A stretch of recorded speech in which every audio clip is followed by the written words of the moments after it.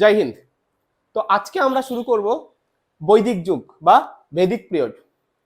আমরা ইতিহাসে যে সিরিজটা চালু করেছিলাম, তো লাস্ট আমরা যে ভিডিওটা দেখেছিলাম সেটা দেখেছিলাম হচ্ছে তোমার ইন্ডাস ভ্যালি সিভিলাইজেশনের উপর। ঠিক আছে, তো ভারতবর্ষের সবচেয়ে প্রাচীনতম যদি সভ্যতা বলা হয় তাহলে সেটা ছিল কিন্তু সিন্ধু সভ্যতা বা ইন্ডাস ভ্যালি সিভিলাইজেশন। ঠিক আছে, যেটা কিনা শুরু হয়েছিল তোমার 2500 বছর থেকে। 2500 বিসি থেকে শুরু হয়েছিল এবং চলেছিল কত 1750 বিসি পর্যন্ত। আচ্ছা, বিসি মানে আবার একবার মনে করে দিই, বিসি মানে হচ্ছে বিফোর ক্রাইস্ট, মানে যিশু খ্রিস্টের জন্মেরও আগেকার সময়। ঠিক আছে, আজকে যে 2024 সাল চলছে সেটা কিন্তু যিশু খ্রিস্টের জন্মের যেদিন জন্মগ্রহণ করেছে তারপর থেকে সাল গণনা করা শুরু হয়েছে এবং আজকে সেটা 2024 সাল। ঠিক আছে, মানে যিশু খ্রিস্টের জন্মে 2024 বছর পর। তো আমরা যে সময়টা এখন দেখছি সেটা কিন্তু যিশু খ্রিস্টের জন্মের 2500 বছর আগেকার কথা বলছি। তার মানে আজ থেকে যদি শুরু করা হয় তাহলে আজ কত সাল চলছে 2024, তো আজ থেকে কত বছর আগে হবে 4 2 5 4, প্রায় 4524 বছর আগেকার কথা আমরা বলছি, যখন তোমার ইন্ডাস ভ্যালি সিভিলাইজেশন মানে সিন্ধু সভ্যতা চলেছিল। ঠিক আছে, এবং সিন্ধু সভ্যতার পরে আমাদের ভারতবর্ষের যে সভ্যতা চলেছিল সেটা ছিল হচ্ছে তোমার বৈদিক সভ্যতা বা বৈদিক যুগ শুরু হয়েছিল।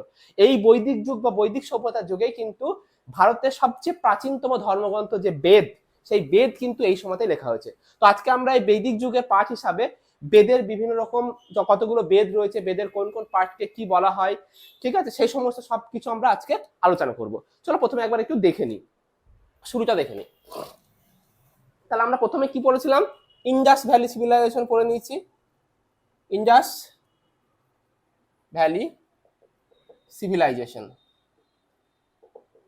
প্রথমে আমরা পড়েছি, যেটা কিনা কত কত টাইম পিরিয়ড ছিল, 2500 বিসি থেকে শুরু করে 1750 বিসি পর্যন্ত চলেছিল। ঠিক তারপরে শুরু হয় হচ্ছে তোমার বৈদিক সভ্যতা বা বৈদিক যুগ, বৈদিক পিরিয়ড। এটা কত থেকে কত পর্যন্ত চলেছিল, এটা চলেছিল তোমার 1500 বিসি থেকে, শেষ হয়েছিল কবে মোটামুটি 600 বিসি পর্যন্ত চলেছিল। আচ্ছা, এখানে ইম্পর্টেন্ট জিনিস হচ্ছে এটাই যে ইন্ডাস ভ্যালি সিভিলাইজেশন যেটা ছিল এটা কিন্তু শহুরে সভ্যতা ছিল। ঠিক আছে, এটা ছিল শহুরে সভ্যতা। আর এটা কি ছিল, এটা ছিল হচ্ছে তোমার গ্রামীণ সভ্যতা, মনে থাকবে। তো বৈদিক পিরিয়ডে যে বৈদিক সভ্যতা যেটা ছিল সেটা কিন্তু তোমার গ্রামীণ সভ্যতা ছিল, এটা কি ছিল শহুরে সভ্যতা ছিল।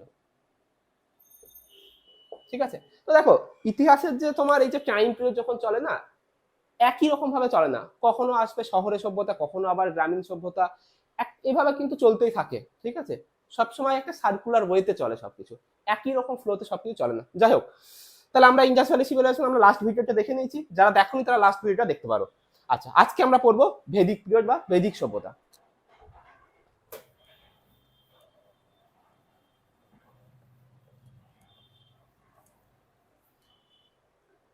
তো বেদের মধ্যে সবচেয়ে আমাদের 4টে বেদ আছে। তো 4টে বেদের মধ্যে সবচেয়ে প্রাচীন বেদের নাম হচ্ছে তোমার ঋগ্বেদ। ঠিক আছে, ঋগ্বেদ, ইংরেজি যখন লেখা হয় এখানে এ যোগ করে দেওয়া হয়, ঋগ্বেদা। ঠিক আছে, যাই হোক, ওটা কথা হচ্ছে ঋগ্বেদ। ওকে, সবচেয়ে প্রাচীনতম বেদের নাম কি তাহলে ঋগ্বেদ। তো এই ঋগ্বেদটা লেখা শুরু হয়েছিল মোটামুটি 1500 বিসি থেকে শুরু হয়েছিল এবং এর লেখা কাজ যেটা শুরু মানে মোটামুটি চলেছিল তোমার 900 বিসি পর্যন্ত, 900 বিসি পর্যন্ত কিন্তু মোটামুটি ভাবে ঋগ্বেদের লেখালেখির কাজকর্ম চলেছিল।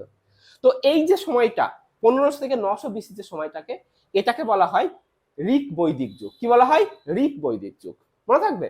আর এর পরবর্তীকালে যে সময়টা ছিল মোটামুটি ধরো 900 থেকে 600 বিসি পর্যন্ত যে সময়টা ছিল সেটাকে বলা হয় পরবর্তী ঋক বৈদিক যুগ, মনে থাকবে। তাহলে বৈদিক যুগকে আমরা দুটো ভাগে ভাগ করি, একটা হচ্ছে তোমার ঋক বৈদিক যুগ, একটা পরবর্তী ঋক বৈদিক যুগ। ঠিক আছে, তাহলে এরকম বুঝে লিখি আমরা,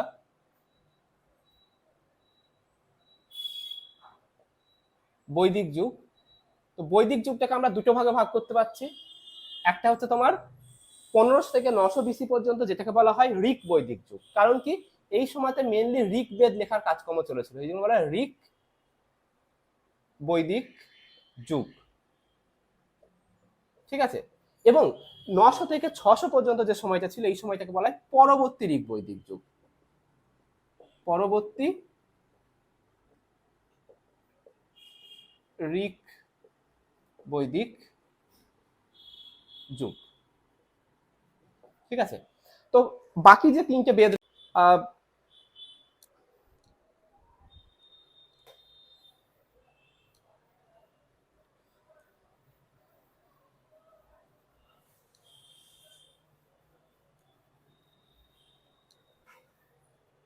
ওকে, এবার আমরা দেখে নেবো যে বেদ, ঠিক আছে, বেদ তাহলে আমাদের কত রকম হয়ে থাকে। তো বেদ বেসিক্যালি আমাদের চারটে টোটাল বেদ আছে, মনে থাকবে। আমরা এটা সবাই জানি, বেদ আমাদের চারটে বেদ আছে। একটা হচ্ছে তোমার ঋগ্বেদ,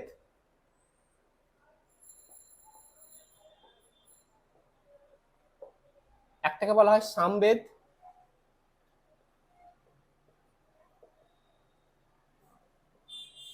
যজুর্বেদ আর অথর্ববেদ। অথর্ববেদ, ঠিক আছে।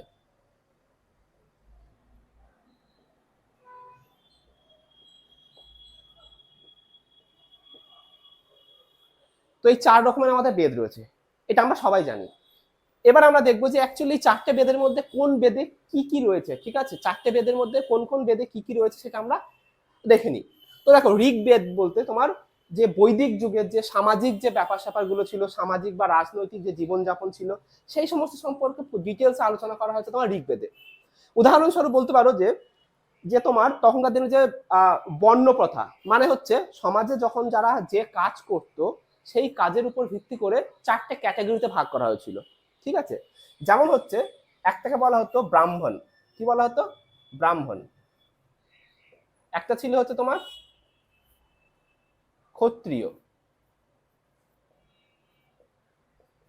3 নম্বর হচ্ছে তোমার বৈশ্য, আর 4 নম্বর হচ্ছে শূদ্র। তো এটাকে বলা হয় বর্ণ প্রথা, তাই তো, বর্ণ প্রথা। তো এই বর্ণ প্রথার প্রমাণ আমরা কোথায় পেয়েছিলাম, ঋগ্বেদে পাওয়া গেছে।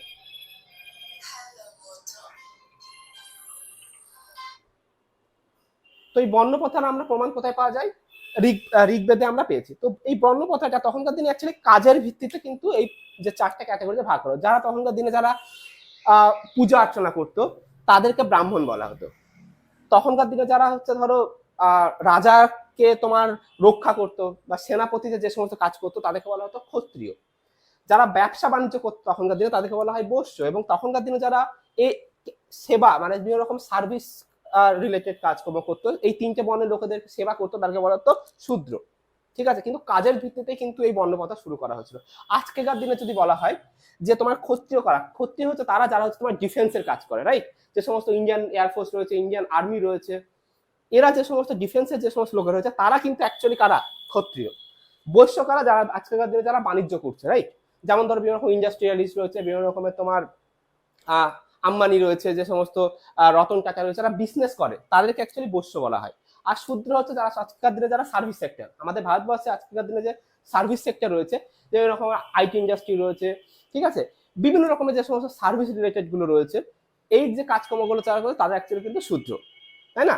তো তখনকার দিনে কাজের ভিত্তিতেই কিন্তু এই চারটে ক্যাটাগরি নিয়ে আসা হয়েছিল। কিন্তু আস্তে আস্তে ধীরে ধীরে দেখতে পাওয়া যায় পরবর্তী ঋগ্বৈদিক যুগ যখন শুরু হয় তখন এগুলো আর কিন্তু বংশ পরম্পরায় ছিল না, এগুলো কিন্তু বংশ পরম্পরা হয়ে যায়, বোঝা গেল। এনিওয়ে, তো তখনকার দিনে যে সামাজিক যে জীবন, সামাজিক যে ব্যবস্থা ছিল সেই সমস্ত সম্পর্কে আমাদের যে নলেজ সেটা আমরা কোথা থেকে পাই, ঋগ্বেদ থেকে পাই। এর সাথেও আরেকটা ইম্পর্টেন্ট জিনিস হচ্ছে, তোমরা অনেকে শুনেছো হয়তো গায়ত্রী মন্ত্র, ঠিক আছে, গায়ত্রী মন্ত্র, যেটা গায়ত্রী মন্ত্র কিন্তু আমরা ঋগ্বেদ থেকেই পাই। ওকে, এবার আসে সামবেদ। সামবেদে তোমার বিভিন্ন রকমের সঙ্গীত সম্পর্কে আলোচনা করেছে, ঠিক আছে, বিভিন্ন রকমের সঙ্গীতের ডিটেলস, সঙ্গীতের রাগ রাগিনী যেগুলো রয়েছে সে সমস্ত সম্পর্কে আলোচনা করা হয়েছে কিনা সামবেদে। শুধুমাত্র তাই না, কখন কোন অনুষ্ঠানের সময় কি ধরনের সঙ্গীত মানে গাওয়ানো দরকার সেই সমস্ত ডিটেলস কোথায় রাখা হয়েছে, তোমার সামবেদে রয়েছে। তাহলে সামবেদে কি সম্পর্কে আলোচনা করা হয়েছে, সঙ্গীত, মনে থাকবে, সঙ্গীত সম্পর্কে আলোচনা করা হয়েছে কোথায়, সামবেদে। এবার আছে যজুর্বেদ। যজুর্বেদে কি রয়েছে তোমার, বেসিক্যালি বিভিন্ন রকমের তোমার যজ্ঞ, যাগ যজ্ঞ সম্পর্কে আলোচনা করা হয়েছে কোথায়, যজুর্বেদে। কখন কি যজ্ঞ দরকার হয়, যুদ্ধের সময় কি যজ্ঞ করতে হবে, ঠিক আছে, রাজা শক্তি প্রদর্শনের সময় কি যজ্ঞ করতে হবে, সমস্ত সম্পর্কে যাগ যজ্ঞ সম্পর্কে আলোচনা করা হয়েছে তোমার যজুর্বেদে। এখান থেকে তোমার তিনটে যজ্ঞর কথা আমরা পেয়েছি। একটা ছিল হচ্ছে তোমার রাজসীয় যজ্ঞ, কি ছিল, রাজসীয় যজ্ঞ। রাজসীয় যজ্ঞটা কখন করা হতো? বেসিক্যালি রাজা যখন তার নিজের শক্তি বাড়ানোর দরকার হতো, ঠিক আছে, যখন দেখা কোনো রাজা রয়েছে তার শক্তিকে আরো বাড়াতে হবে, ঠিক আছে, তো এইরকম মানে তখন বিশ্বাস করতো যে এই রাজসীয় যজ্ঞ করলে রাজা শক্তি আরো বাড়বে। তারপরে ছিল হচ্ছে তোমার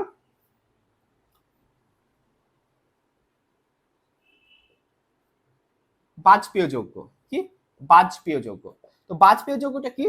বাজপেয় যজ্ঞ হচ্ছে রাজা তার নিজের শক্তি প্রদর্শন করতো, যে আমার এত শক্তি রয়েছে, আমার এত সৈন্য রয়েছে, এত হাতি রয়েছে, এত তোমার তোমার অস্ত্র শস্ত্র রয়েছে, এই সমস্ত যখন দেখানো দরকার হতো তখন সেটা করতো কি? বাজপেয় যজ্ঞ।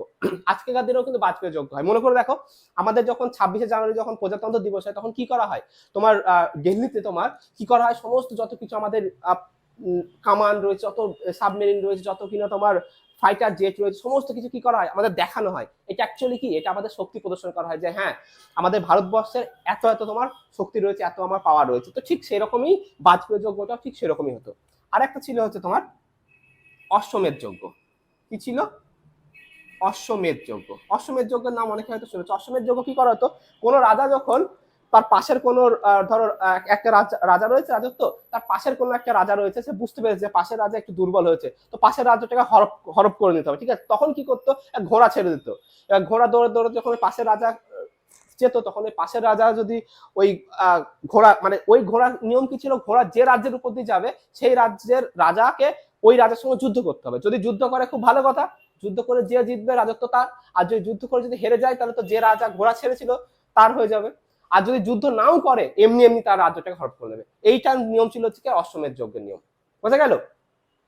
তো ঠিক এরকম ভাবে তখনকার দিনে তোমার যে সমস্ত রাজা দুর্বল রাজা ছিল সেই সমস্ত রাজ্যকে হরপ করে নেওয়া কি? অশ্বমেধ যজ্ঞ করে দেয়। আজকের দিনেও তোমরা এটা দেখতে পাবে, চায়না সাধারণত এরকম অশ্বমেধ যজ্ঞ করে থাকে। চায়নার পার্শ্ববর্তী যে সমস্ত কোনো যে দেশগুলো রয়েছে, তখন দুর্বল দেশ থাকে, তখন কি করে?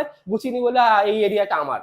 এবার কি করে? এরিয়াটা আমার বলে যখন ওই বুঝতে পারছি যে হ্যাঁ ওই দেশকে একটুখানা দুর্বল রয়েছে, তো আমি যদি বলি ওই দেশটা আমার, তো আরামসে যুদ্ধ যুদ্ধ যদি করতে চাই, তো চায়না জানে যে আমরা অনেক শক্তিশালী, আরামসে ওই হরপ করে দেবো। তো এরকম করে থাকে কে? চায়না। আজকের দিনও এই সমস্ত যে সমস্ত যজ্ঞ দেখতে পাচ্ছ, এই সমস্ত যজ্ঞের কিছুটা তুমি ধাঁচ পেয়ে যাবে আজকের দিনও। এনিওয়ে, তো যজুর্বেদ হয়ে গেল। এবার চলে আসে তোমার অথর্ববেদ। অথর্ববেদ সম্পর্কে তোমার কিছু তখনকার দিনে যে সমস্ত পুজো পার্বণের নিয়ম কানুন সম্পর্কে ছিল কি তোমার অথর্ববেদে। তাছাড়াও আর কিছুটা বিভিন্ন রকম রোগ ব্যাধির হাত থেকে রক্ষা পাওয়ার জন্য যে সমস্ত মন্ত্র, ঠিক আছে, এবং শুধুমাত্র তাই নয়, বিভিন্ন রকমের আজকের দিনে যে সমস্ত বলা হয় কালা জাদু, ঠিক আছে, এই সমস্ত ব্যাপার স্যাপার কোথায় আলোচনা করা হয়েছে? অথর্ববেদে। ঠিক আছে, তো এই ছিল আমাদের 4টে বেদ। একটা হচ্ছে ঋগ্বেদ, সামবেদ, যজুর্বেদ এবং অথর্ববেদ, যেটা কিনা তোমার বৈদিক যুগে লেখা হয়েছিল। ঋগ্বেদে আমরা তখনকার দিনে সামাজিক জীবনযাপন সম্পর্কে ধারণা পাই। সামবেদে আমরা সঙ্গীতের সম্পর্কে জানতে পারি। যজুর্বেদ থেকে আমরা বিভিন্ন রকমের যাগযজ্ঞ সম্পর্কে জানতে পারি, এবং অথর্ববেদ সম্পর্কে চিকিৎসা শাস্ত্র সম্পর্কে আমরা জানতে পারি। তো আজকাল দিনে যে চিকিৎসা শাস্ত্র, সেটার বেশিরভাগ সোর্সই কিন্তু এই অথর্ববেদে রয়েছে। ঠিক আছে, ওকে। এবার আমরা দেখে নেবো যে এই বেদগুলো তখনকার দিনে যারা পাঠ করতেন তাদেরকে কি বলা হতো, মানে যারা এক্সপার্ট ছিলেন। আজকাল দিনে যেমন যারা বলা হয়, যদি কেউ অপারেশনে এক্সপার্ট হয় তাকে কি বলে? সার্জেন বলা হয়। যে তোমার হচ্ছে ডান্স ভালো পারে তাকে কি? ডান্সার বলছি। তারপর যে গান করে তাকে সিঙ্গার বলা হয়। ঠিক সেরকমই এই যে ঋগ্বেদ যারা পাঠ করতো, খুব এক্সপার্ট লোক ছিল যাদের, ঠিক আছে, তাদের একটা নাম রয়েছে। সামবেদ যারা খুব ভালো করে তোমার ওই সামবেদের যে শ্লোকগুলো যারা ভালো করে তোমার বলতে পারতো, তাদেরও একটা নাম ছিল। সেগুলো কি নাম আমরা একটু দেখে নেবো।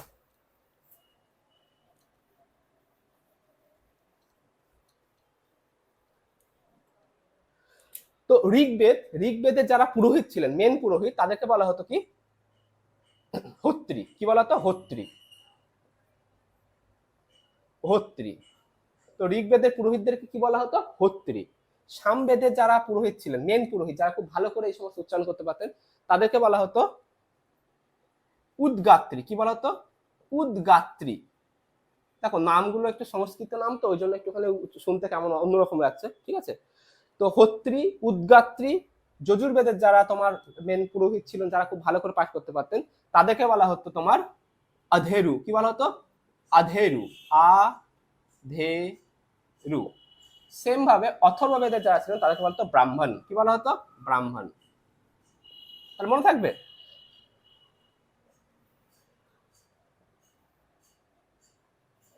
তাহলে ঋগ্বেদের যারা পুরোহিত ছিলেন তাদেরকে কি বলা হতো? হোত্রী। সামবেদের যারা পুরোহিত ছিলেন তাদেরকে বলে উদ্গাত্রী। যজুর্বেদের যে মেন পুরোহিত যারা খুব ভালো করে শ্লোক বলতে পারতেন তাদেরকে বলতো অধেরু। আর অথর্ববেদে ছিল হচ্ছে ব্রাহ্মণ। ঠিক আছে, এবার আমরা একটা দেখে নিই যে প্রত্যেকটা বেদের একটা করে উপবেদ রয়েছে। ঠিক আছে, উপবেদগুলোর নাম আমরা দেখে নিব। তাহলে এটা আমরা কি দেখলাম? প্রধান পুরোহিত বা তোমার যা সমস্ত প্রধান পুরোহিত দেখলাম। এবার আমরা দেখে নেবো উপবেদ। ঠিক আছে, তো ঋগ্বেদের যে উপবেদ রয়েছে সেটাকে বলা হতো তোমার আয়ুর্বেদ। কি? আয়ুর্বেদ। উপবেদ মানে কি হচ্ছে? ওই বেদ থেকেই ডিরাইভ করা একটা বেদ। ঠিক আছে, যেটা কিনা এই বেদের মেন বিষয়বস্তুগুলোকে নিয়ে আরেকটা বেদ তৈরি করা হয়েছিল, সেটাকে বলা হয় তোমার উপবেদ। তো ঋগ্বেদের উপবেদের নাম হচ্ছে আয়ুর্বেদ। সামবেদের উপবেদও রয়েছে। সামবেদের উপবেদের নাম হচ্ছে তোমার গন্ধর্ববেদ। কি? গন্ধর্ববেদ। গ নয় ধয় গন্ধর্ববেদ। সেম ওয়েতে যজুর্বেদের একটা উপবেদ রয়েছে। সেই যজুর্বেদের উপবেদের নাম হচ্ছে তোমার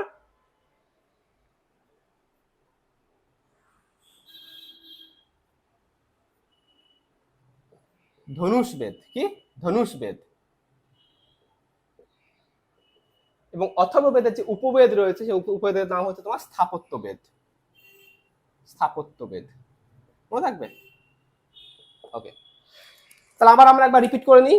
চারটে বেদ রয়েছে, ঋগ্বেদ, সামবেদ, যজুর্বেদ, অথর্ববেদ। চারটে বেদের যে মেন যে পুরোহিত ছিলেন তারা, ঋগ্বেদেরকে বলা হতো হোত্রী, সামবেদের মেন পুরোহিতকে বলা হতো উদ্গাত্রী, যজুর্বেদে বলা হতো অধেরু এবং অথর্ববেদের বলা হতো ব্রাহ্মণ, যারা কিনা এই বেদগুলোকে পাঠ করতেন এবং এক্সপার্ট ছিলেন যারা। আচ্ছা, ঋগ্বেদের প্রত্যেকটা বেদের আবার একটা করে উপবেদ রয়েছে। যেমন ঋগ্বেদের উপবেদের নাম আয়ুর্বেদ, সামবেদের উপবেদের নাম গন্ধর্ববেদ, যজুর্বেদের উপবেদের নাম হচ্ছে ধনুষবেদ এবং অথর্ববেদের উপবেদের নাম হচ্ছে স্থাপত্যবেদ। এটা গেল। এবার আমরা দেখে নেবো যে প্রত্যেকটা বেদের আবার পাঠ রয়েছে। ঠিক আছে, যেমন ধরো আমরা যখন রচনা লিখি কোনো কিছু, মনে আছে? রচনা লিখতে কি প্রথমে আমরা ভূমিকা লিখতাম, তারপরে মেন যে বিষয়বস্তু সেটা লিখতাম, শেষে উপসংহার লিখতাম। ঠিক সেরকমই প্রত্যেকটা বেদেরকে এরকম চারটে চারটে ভাগে ভাগ করা হয়েছে। সেই ভাগগুলো কি আমরা এবার দেখে নিই।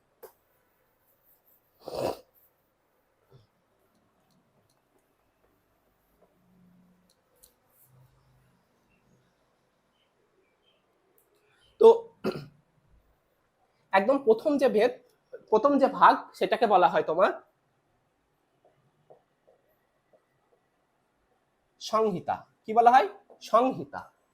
দ্বিতীয় ভাগটাকে বলা হয় তোমার ব্রাহ্মণ। কি বলা হয়? ব্রাহ্মণ।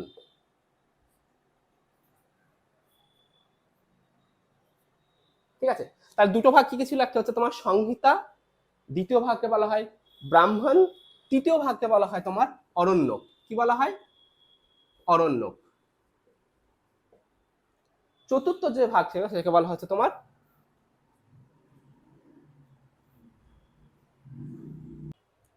লাস্ট ভাগকে বলা হয় উপনিষদ। কি বলা হয়? উপনিষদ। মনে থাকবে? তাহলে বেদের যে বেদের চারটে ভাগ রয়েছে। ঠিক আছে, প্রতিটা বেদকে চারটে ভাগে ভাগ করা যায়। একটাকে বলা হয় সংহিতা, ব্রাহ্মণ, অরণ্যক এবং উপনিষদ। অরণ্যক বেসিক্যালি এই পার্টটা কে বলা হয় যে অরণ্যে বসে লেখা হয়েছিল। বেদের বিভিন্ন রকম পার্ট রয়েছে, তো তো এই যে মাঝের যে অরণ্যক পার্টটা, এটাকে মেনলি তোমার অরণ্যে বসে বসে লেখা হয়েছিল। ঠিক আছে, আচ্ছা, এই তো গেল বেদ সম্পর্কে মোটামুটি একটা ধারণা লাভ। তো আমরা বৈদিক যুগে আর যে সমস্ত তোমার সামাজিক ব্যবস্থা বা রাজনৈতিক ব্যবস্থা কেমন ছিল সেটা আমরা নেক্সট ভিডিওতে ডিসকাস করবো। আজকে এই পর্যন্তই।